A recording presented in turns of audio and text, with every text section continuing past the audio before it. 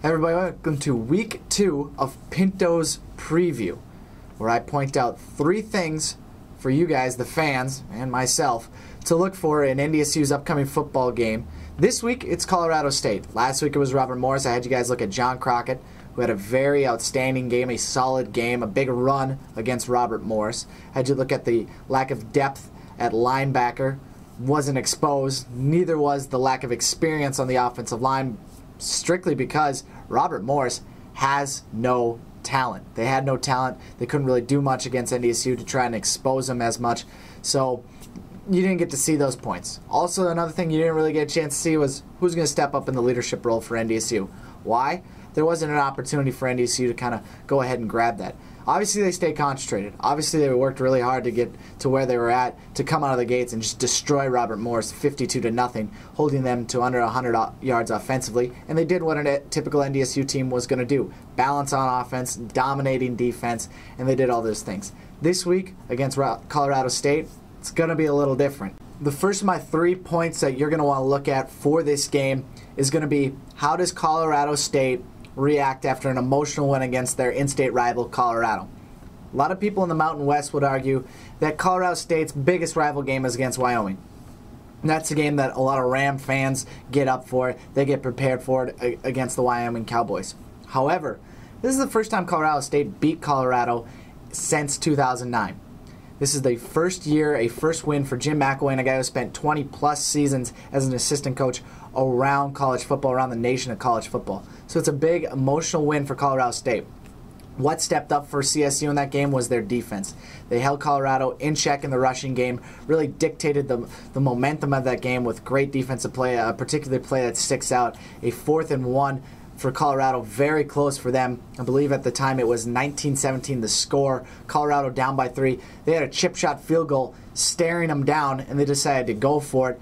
Could not convert, could not get into the end zone, could not get a first down to extend the drive. CSU held them in check and then went on to kick another field goal and win the game 22-17. Colorado State, again, how do they react? Coming down from this emotional high, now you got to play a team at a lower level. It's going to be something you're going to look for. Obviously, they're saying all the right things. They're telling the media that this game really matters. There's 2 national champions, so on and so forth. It's a scary trap game for Colorado State for 2 reasons. One, first-year head coach trying to install a new system into a program that needs life, because what they're trying to do is they're trying to get a new stadium. Hughes Stadium is 40-plus years, I believe, in existence, and they're thinking about getting a new stadium out in Fort Collins. So this guy can breathe a new life into a program and try to get them into a winning state of mind, a winning tradition. You come up against an FCS team like NDSU, who's had success against FBS teams, it becomes a trap game for the Rams, because your fear now is, if we lose, we look like a weakling because we lost to an FCS team. If we barely win, we're still a weakling because we can barely beat them. The second reason it's kind of a trap game is the placement of the game for Colorado State, pardon me. NDSU just obviously came off a big win against Robert Morris, but they weren't really concerned about the Colonials. They knew they were going to come in there and run all over them anyways, so they're already looking forward to Colorado State. I know you're going to say 1 game at a time, but that's not really the case. NDSU looking forward to Colorado State. They knew this was their big game, and so Colorado State needs to understand that NDSU is fully prepared to take on the Rams. The second point I'd like to make is the running game for Colorado State, more specifically Chris Wilkie, an All-Mountain West preseason honoree at running back after running for 1,130 yards last year. Most likely going to be out for this NDSU game, and that's a huge advantage for NDSU because they'll get an opportunity to take on a freshman running back, a redshirt freshman, but a freshman all the same, in Donnell Alexander. Guy ran for 66 yards and 8 carries last week against Colorado after the injury to Wilkie. Wilkie, who has 2 bad ankles, one he injured in fall camp, the other that got sprained against Colorado, is a guy who's a big body guy, 6'1", in the 220 range, would be able to soften up that NDSU defense and really expose the lack of depth at linebacker. Without him, Colorado State is going to have to throw out a lot of different running backs, and they're going to have to rely on Garrett Grayson. Garrett Grayson, a sophomore quarterback, largely unproven, although he was very efficient against Colorado in the game, in the season opener, the game in Denver.